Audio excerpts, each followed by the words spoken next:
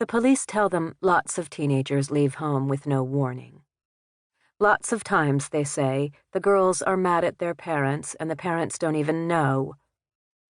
Nath watches them circulate in his sister's room. He expects talcum powder and feather dusters, sniffing dogs, magnifying glasses. Instead, the policemen just look. At the posters thumbtacked above her desk, the shoes on the floor, the half-opened book bag. Then the younger one places his palm on the rounded pink lid of Lydia's perfume bottle, as if cupping a child's head in his hand. Most missing girl cases, the older policeman tells them, resolve themselves within 24 hours. The girls come home by themselves. What does that mean? Nath says. Most? What does that mean? The policeman peers over the top of his bifocals. In the vast majority of cases, he says. 80%? Nath says. 90, 95? Nathan, James says. That's enough. Let Officer Fisk do his work. The younger officer jots down the particulars in his notebook. Lydia Elizabeth Lee, 16. Last seen Monday, May 2nd. Flowered halter-neck dress. Parents James and Marilyn Lee. At this, Officer Fisk studies James closely, a memory surfacing in his mind. Now, your wife also went missing once, he says. I remember the case. In '66, wasn't it? Warmth spreads along the back of James's neck, like sweat dripping behind his ears. He is glad now that Marilyn is waiting by the phone downstairs. That was a misunderstanding, he says stiffly. A miscommunication between my wife and myself. A family matter. I see. The older officer pulls out his own pad and makes a note, and James raps his knuckle against the corner of Lydia's desk. Anything else?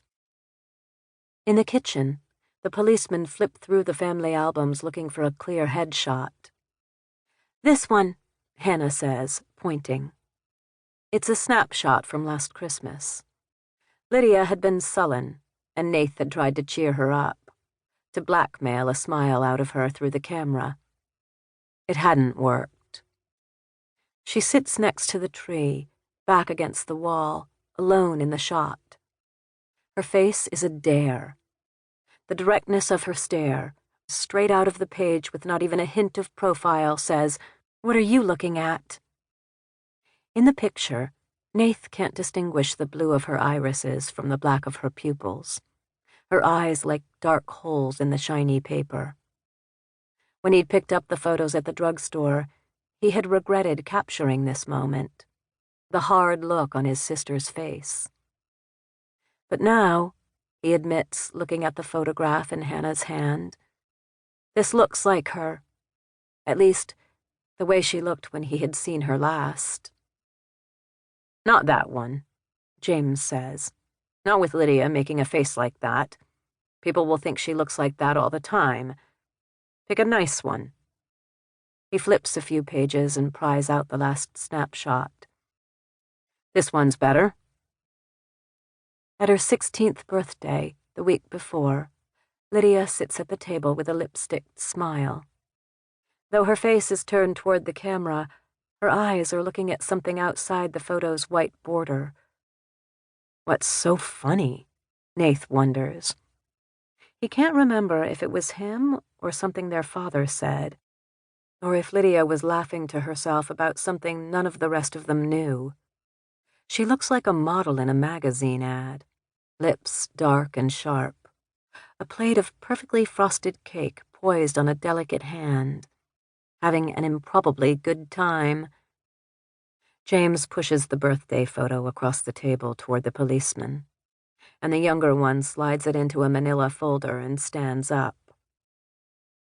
This will be just fine, he says. We'll make up a flyer in case she doesn't turn up by tomorrow. Don't worry, I'm sure she will.